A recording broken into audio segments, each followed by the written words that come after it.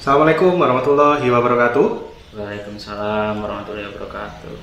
Kali ini di konten ngobrol aja, saya menghadiri sebenarnya, istilahnya kunjung-kunjung ke tempatnya teman saya ini. Namanya Alvan, jadi mirip dengan saya. Kalau saya Nasrul Alvan, kalau yang ini namanya Alvan Himawan. Mungkin bisa perkenalan dulu dengan Mas siapa ini? Dari Halo. mana? Ya, saya Alvan Himawan. Saya asalnya dari Surabaya. Kok sama Mas Nasrul ini saya juga satu alumni dari ITS. Oke, mau tahu kita ngobrol apa aja?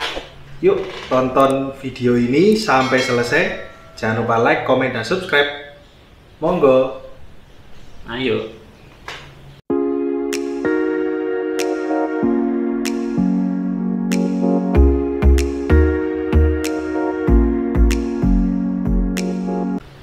Oke, kali ini saya dengan Alvan. Tidak mungkin saya manggil Mas Wong, kita sanggaran. Jadi Alvan ini teman saya zaman kuliah. Dulu kita di ITS, angkatan masuknya itu 2008. Kebetulan Mas Alvan ini, Mas mana? Alvan nih, sak angkatan kok. Jadi Alvan ini bergerak di bidang properti. Mau tahu apa aja properti yang dilakukan itu apa aja sih? Monggo, kalau mau menjelaskan mengenai properti ini apa sih? Ya, pertama-tama saya ini sama Bro Nasrul Alvan itu satu angkatan ya. Jadi kita tuh satu fakultas. Saya perkapalan dan dia sistem perkapalan. Dan untuk lulusnya kita berbeda. Jadi lebih duluan lulusnya dia. Cuma yang sangat amazing ya, kita lulus ini tidak bergerak di bidang yang kita kuliah dulu. Jadi kita lulus dengan jalannya masing-masing. Jadi sedikit durhaka dari jurusan kita dulu. Jalan ninja. Saya di bidang properti dan Bro Nasrul ini, Nasrul Alvan di bidang genset. Untuk terkait properti ya. Oke, monggo Ya. dijelaskan sedikit lah. Untuk Yang dilakukan properti apa aja? Ya, tentunya kita tahu sendiri kan kok properti ini adalah salah satu dari 3 kebutuhan pokok kita semua. Pertama, pangan, sandang, dan papan. Nah, saya bergerak di bidang kebutuhan pokok yang papan. Untuk properti di Surabaya, jadi ya tentunya Anda tahu sendiri kan harganya juga ya nggak ada tuh, jarang sekali di bawah 300 juta. Jadi properti di Surabaya, terutama rumah Rumah. ya, jadi properti itu ada beberapa, maksudnya bentuk. Bentuknya. Properti itu secara umum globalnya aja. Jadi properti itu seperti tanah, rumah, apartemen, Oke. ruko, dan lain-lain. Jadi properti itu ya barang umumnya. Tapi untuk spesifik ya tadi. Untuk saya yang sering saya pasarkan itu rumah ya, rumah sama apartemen. Jadi untuk saya jualan properti sebagai agent properti, itu yang saya fokuskan itu rumah sama apartemen. Seperti itu. Untuk sewa-sewa saya kurang ke arah sana. Nah, sekarang kalau membahas properti ya, Nah, kenapa kok properti ini masuk ke kebutuhan pokok? Padahal harganya ini kan tergolong mahal ya. Orang kan susah belinya, tapi ini termasuk kebutuhan pokok. Kenapa? ya karena kebutuhan pokok, namanya orang kan butuh tempat tinggal. Dan tiap orang pasti beranak pinak dan punya keluarga. Nggak mungkin dong satu rumah ini bisa cukup untuk beberapa keluarga. Jadi tentunya butuh rumah sendiri untuk hidup, melanjutkan hidupnya sendiri, seperti itu. Siap. Nah, kalau kondisi di Surabaya ini sekarang gimana mengenai properti? Entah itu harganya atau keterbatasan atau harga istilahnya yang tersedia ini apa aja sih sekarang di Surabaya? Kalau di Surabaya animonya tentunya untuk orang-orangnya lebih suka cari rumah ya daripada apartemen, dibandingkan sama kita di area Jakarta, Jabodetabek. Mungkin apartemen juga dilirik, tapi kok di area Surabaya, Sidoarjo, Gresik itu lebih condong sebagian besar orang cari rumah. Untuk apartemen hanya sekedar lifestyle. Jadi bukan yang utama ya, paling sudah punya rumah nambah palingnya. Iya. Biasanya gitu ya. Ya. Bukan yang pertama biasanya. Ya. Dan biasanya animonya untuk cari rumah harga 300 atau di bawah 500, sekitar 500-an itu carinya di area Sidoarjo, Gresik. Kalau rumah di Surabaya pun yang harga 500 juta itu ukurannya sudah kecil. Jadi semacam landed apartemen kayak ukurannya 5x10, 5x12 itu satu lantai. Ada yang 2 lantai itu pun harga 300 juta itu kecil banget. Luas tanah di bawah 30 meter. Tapi 2 lantai, jadi semacam landed apartemen. Kalau di area Benowo mungkin harganya masih cukup murah ya, di area Surabaya Barat yang mendekati Gresik di utara itu. Jadi area Benowo, terus Lakar Santri itu cukup lumayan rendah untuk harganya. Tapi untuk yang area timur yang mendekati Bandara Juanda itu sudah cukup tinggi, karena ada beberapa infrastruktur yang terus digenjot, dikembangkan. Termasuk yang barat itu juga ada sih sebenarnya JLLB kayak gitu. Terus yang ini loh, biasanya kan properti kan yang utama kan adalah masalah surat-suratnya. Ya. Yang selama ini ditemui itu surat-surat properti ini apa aja sih? Dan mana yang paling tidak aman dan mana yang paling aman? Oke, untuk di Surabaya itu ada beberapa sertifikat yang hanya di Surabaya aja, yaitu surat ijo. Jadi pada umumnya kan sertifikat ada letter C, petok D, terus SHM, HGB kan. Nah tapi di Surabaya ada ketambahan namanya surat ijo. Ini di area-area tertentu yang ada di Surabaya, seperti di area Baratajaya, Pucang, terus ada beberapa wilayah lagi di Surabaya yang lain. Tapi untuk masalah sertifikat yang jelas itu tidak double, sama clean and clear semacam itu. Jadi kan ada beberapa sertifikat yang bisa mungkin double apa ketumpuan. Nah itu kita harus cari tahu historinya melalui kelurahan atau melalui notaris kayak gitu. Sebenarnya sama-sama aman, cuma bedanya kalau yang bisa di KPR itu yang SHM sama HGB. Kalau masih berupa PPJB itu pun bank masih nerima, tapi PPJB ini perumahan mana dulu, seperti kalau misalnya Pakuan City, Citra Line itu walaupun sertifikatnya masih proses dan PPJB itu bank masih terima. Tergantung nama pengembang juga. Ya, nama pengembang, kerjasamanya juga. Kerjasama juga. Tapi untuk letter C, petok D itu ya harus ditingkatkan dulu. Nah, itu harus diselidiki dulu berarti. Iya, historinya di kelurahan. Karena kan ada beberapa kasus kan memang double. Ada yang 3 orang punya wilayah yang sama, atau ya, sertifikatnya itu beda sama wilayah tempatnya yang tertulis. Kadang posisinya itu ternyata petaknya bukan yang ini. Pernah kejadian seperti itu. Tapi yang sering itu yang nama, iya, satu peta A tapi namanya ada Bejo Aji ya, itu yang harus diwaspadai. Jadi historinya awal mulanya itu yang mana dulu, itu yang harus diselidiki. Oke, terus kalau istilahnya sudah pengen apa ya, sebenarnya bukan pengen ya, ini harus ada sebenarnya punya rumah sendiri ya. Kira-kira paling enggak sebelum umur 30 lah, gimana caranya biar bisa beli rumah sendiri?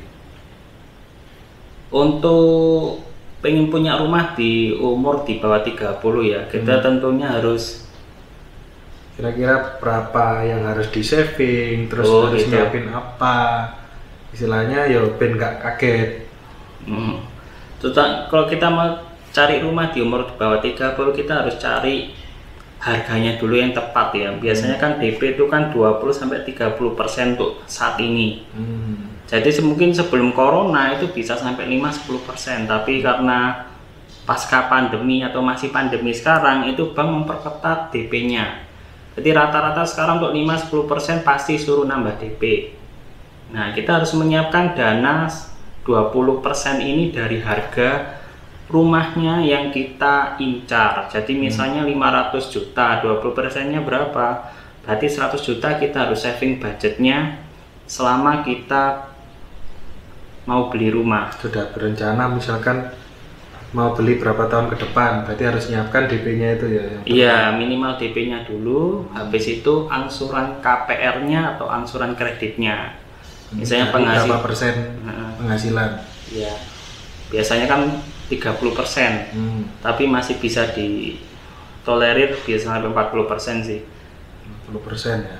Untuk pengajuan KPR pun ada beberapa kriteria ya, ada pengusaha, karyawan, ada yang karyawan BUMN sama swasta. Itu pun juga ada kriteria-kriteria dan faktor yang menyebabkan KPR ini bisa di ACC untuk era zaman pasca pandemi ini. Semakin banyak persyaratan, semakin banyak ini ya, saringan ya. Iya, jadi filterisasinya nggak seperti sebelum 2020 ya. Jadi ini lebih 2 kali lagi disaringnya. Nah, terus yang sering kejadian ini adalah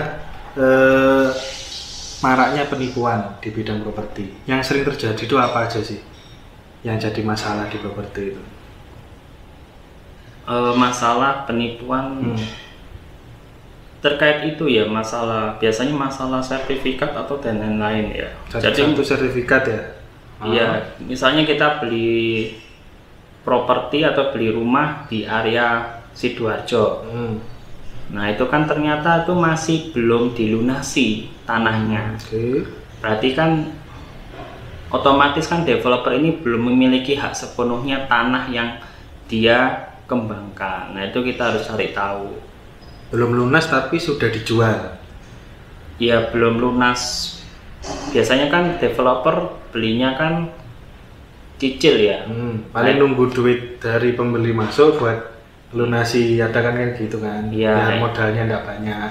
Nah, itu kan bisa dipagari dengan PPJP di notaris kayak gitu. Kalau misalnya cuma perjanjian biasa hitam putih, Anda beli rumah di suatu perumahan, yaitu lebih baik jangan.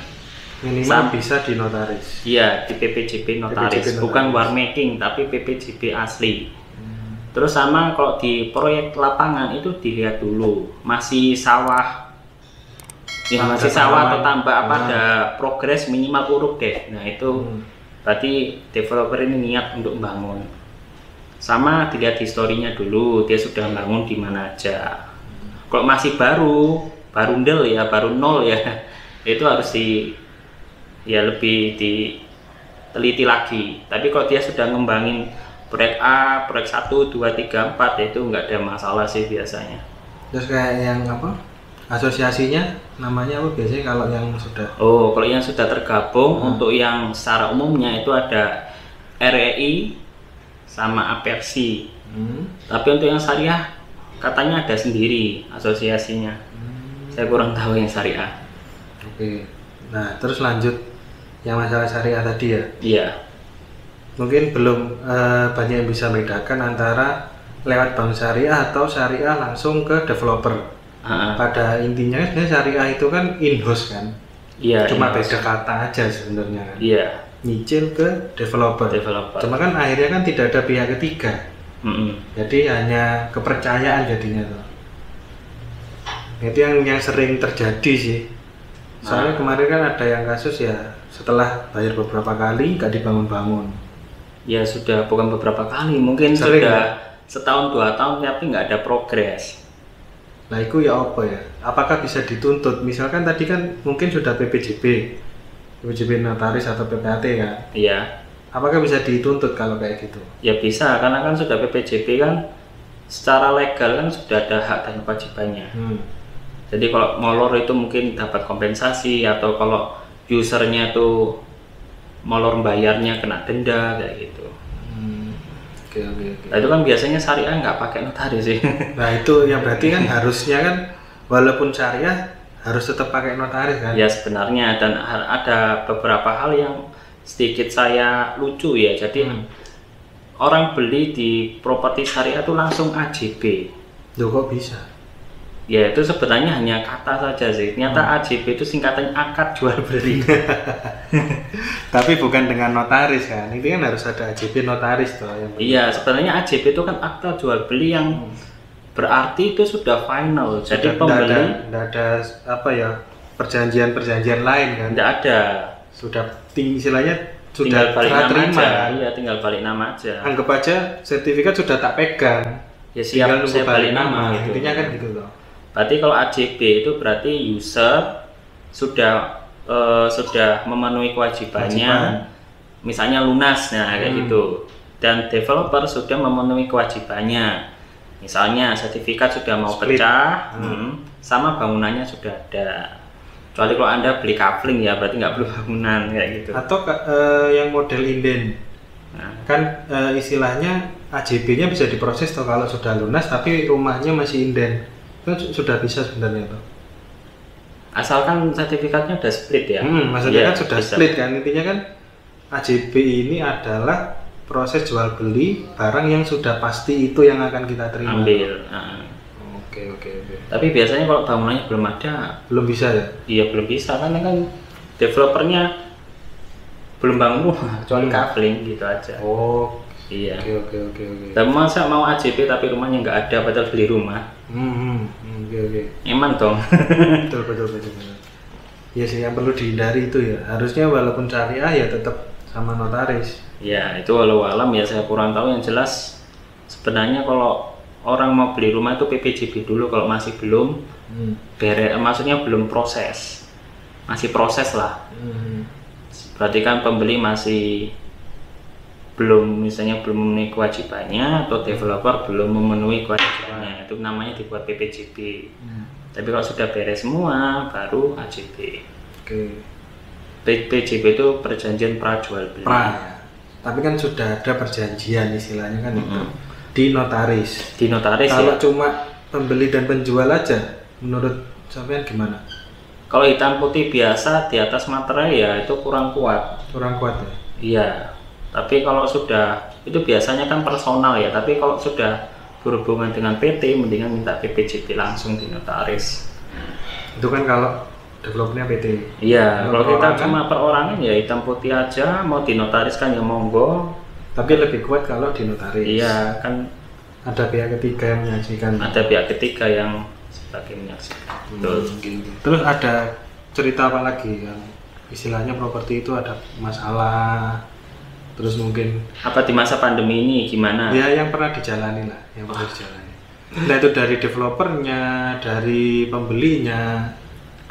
Kalau saya sebagai agent properti dari melihat pembeli ya, untuk pembeli setahun terakhir ini memang agak wait and see, jadi agak ngekip dananya sendiri. Karena kondisi pandemi corona ini ya menyebabkan orang-orang untuk beli rumah itu mikir lebih dari 2 kali kayak gitu. Jadi nepakno budgetnya dia hari ini sama besok. Oke. Untuk Masalah keuangan berarti ya. Iya, Kalau masalah dari pembelinya keuangan. ini kan lagi nggak stabil lah kalau dibilang ya. Untuk dari sisi developer pun ya kadang terhambat semua untuk tahun 2020 ya. Tapi ada yang lancar, ada yang terhambat, itu ya memang kondisi. Nah itu tadi pernah ngalamin kejadian yang istilahnya agak nggak mengenakan lah istilahnya. Ada transaksi atau yang bermasalah atau ada yang kabur atau gimana? Pernah? Kalau saya pengalaman itu sih, ada developer kalau molor bangunnya serah terima itu sering terjadi. Oke. Ya karena berbagai hal ya kalau molor. Biasanya ada kompensasi enggak? Ada Biasanya apa kompensasinya? kompensasi uang. Nanti di perjanjian kan ada sekian persen per bulan atau sekian persen per hari. Pengurangan atau Dapat uang pembelinya. oh denda Kayak berarti. BLT gitu. Berarti denda sebenarnya, denda Iya. keterlambatan Denda keterlambatan per hari atau per minggu per bulan Per biasanya, bulan. biar nggak bingung bayarnya. Oke. Dibulatkan per bulan. Yang paling biasanya lama ada. biasanya molor pernah kejadian sampai berapa lama? Bisa setahun. Sampai setahun. Iya. Itu rumah. Rumah. Tapi bisa dipertanggungjawabkan, bisa dipertanggungjawabkan. Gitu. Jadi nggak ada masalah sampai menguap, sampai jedar. Satu tuntutan nggak ada. Yang sampai temui ya, cuma kan yang tidak sampai temui yang pernah dengar kan banyak tuh kejadian. Banyak. Habis bayar sekian, nggak dibangun-bangun. Nah itu saya menghindari itu. Saya ada kejadian yang nggak enak itu. Nah apartemen yang ada di Jemur Andayani. Itu akhirnya gimana? dibalikin. Saya sebutin merek apa gimana? Nggak usah. Nggak usah. Itu tapi kan apartemen sudah terjadi kan? sudah terjadi. Nah, kejadiannya itu apakah di One Prestasi atau gimana? Itu katanya kabar terakhir akan digantikan rumah di Cemandi, Sidoarjo. Jadi pembeli-pembeli yang sudah lunas kan saya ada beberapa user yang beli di situ. Itu dikasih rumah di Cemandi. Rencananya ya. Dibangunkan lagi. Dibangunkan tapi berupa rumah, bukan apartemen. Tapi setidaknya kan pembeli dapat gantinya daripada uangnya ratusan juta tuh hilang. Jadi tetap ada pertanggungjawaban, cuma ya nunggunya lumayan. Janjinya kapan kompensasinya itu? Saya kurang tahu sih, belum Nggak tanya. diupdate. Karena pembelinya yang dihubungi sendiri sama langsung pihak developer ya. Saya cuma ditembusi, dikasih tahu. Itu aja. Karena kan saya kan juga marketing juga. Tapi ngefek ke project-project developer itu yang lain nggak? Banyak atau sedikit. Ya tentunya ada efeknya juga, tapi selama developer itu bisa membuktikan dan komitmen dari apa yang dia janjikan sih nggak ada masalah. Tapi sebenarnya kan semuanya aman toh itu toh. Aman. Transaksinya sesuai alur ya. Iya. Cuma karena developernya jadi nggak bisa bangun kan, istilahnya nggak jadi bangun kan. Iya. Seperti itu kan, nggak jadi bangun kan akhirnya kan. Oke. Berarti bukan diniati dari awal bermasalah atau enggak. Sekarang aja apartemennya kan masih ya masih bangunan dasarnya sih. Masih lantai dasar. Iya. Masih belum naik intinya kan. Ya ibaratnya mangkrak lah gitu. Pokoknya ada wis mari nggak digarap ya. Iya. Mungkin cari kan. Beli sampean ada berapa itu? Ada 3 itu sudah lunas apa? Sudah lunas semua. Semua udah lunas. Iya. Berapa ratus juta? Harganya waktu itu? Dulu Pak, sekitar 200-an kayaknya. Iya 200. Apartemen saat itu belinya 2016. Sesuai ya. Seharusnya kan serah terima 2018, tapi ya nggak ada apa-apa kan. Cuma bangunan beberapa lantai aja itu pun parkiran. Di Jember Andaya ini pasti Anda tahu mungkin yang orang Surabaya. Pasti tahu. Kan kasusnya kan sudah naik bolak-balik. Iya. Tapi memang sekarang kondisi penjualan apartemen kan jelek banget tuh. Iya, apartemen hancur-hancuran sekarang untuk di Surabaya. Saya kurang tahu untuk di Jakarta. Hancur banget ya. Iya, jadi untuk rumah-rumah yang secondary, maksudnya orang sudah beli jual lagi, itu harganya jatuh. Parah kan jatuhnya. Iya, lumayan parah tergantung kondisi pembelinya ya. Iya. BU apa enggak? Bangunannya juga kalau ada masalah kan ditambah turun lagi. Namanya apartemen kan satu bangunan semua tuh. Iya, kan kita hidup di dalam beton gitu. Rusak satu bisa ngefek ke tempat yang lain kan. Kalau retak satu aja ngefek kan. Iya. Banyak kan yang dijual lagi tapi tidak laku kan. Bukan nggak laku, belum laku. Sekarang orang beli properti itu ngekip banget wait and see. Tapi ya tetap ada penjualan. Sekarang rata-rata harga kan paling 200-an tuh yang apartemen. Tergantung middle ya. Kalau middle ke bawah 200-300 satu bedroom. Satu bedroom apa studio? Sama aja. Kalau satu bedroom kan ada sekatnya gitu aja. Biasanya satu bedroom kan ada kamar satu sama ada ruang keluarga toh. Ya. Kalau studio kan wis los. Nggak ada ruang keluarga. Cuma kamar mandi satu gitu. Kayak hotel pada umumnya kan. Sekarang apartemen kan yang baru-baru kan ciut-ciut. Nah sekarang apartemen yang baru aja banyak dibangun tapi sepi, nggak buka-buka akhirnya. Kayak di tempatku kan depan kan ada apartemen. Tapi ya sepi. Oh apartemen itu di dekat Marina. Iya. Sepi. Pas depan kantor. Itu apartemen sudah lama sebenarnya penjualannya. Lama. Sebelum aku jualan properti. Itu kan baru jadi sekarang. 2020 kan baru jadi. Ya itu berapa tahun? 5 tahun ono kan? Tapi yang penting jadi. Ya itu kok bisa jadi. Istilahnya berani lah, diterusin lah. Kondisi kayak gini masih cepet-cepetin selesai. Ya itu Surabaya terlalu banyak apartemen sih. Belum itu sih peminatnya belum urgent Jakarta ya karena Jakarta pun per meter tanahnya katanya mahal sekali. Kalau di Surabaya pun mungkin 3 juta, 2 juta per meternya masih ada walaupun pinggir. Tapi nggak mungkin lah 3 juta, 5 juta minimal sekarang di Surabaya. Di Benowo ada sih. Tapi ya banjir Mas Bro. Iya, kok di gunungannya Merdoan tuh nggak ada ya. Minimal 5 juta. Rata-rata 4 juta, 5 juta untuk yang sudah SHM. Kecuali SHM ya. Iya, kalau Petode masih 2 bisa. Juta itu masih. Tapi masih berupa rawa. Lah iya. Perlu diuruk lagi. Masih nguruk berapa senti? Berapa kubik? 1 meter itu. Tinggiannya 1 meter. Nah kalau sampai biasanya kan masih seputar jual beli. Kalau yang usaha sendiri gimana? Usaha sendiri. Saya bangun ruko di area Mojosari tapi masih suruh belajar lagi. pending ya. Ya mungkin ada yang mau mendanai nggak apa-apa, itu sudah atas nama saya, SHM-nya, IMB masih proses. Apa itu?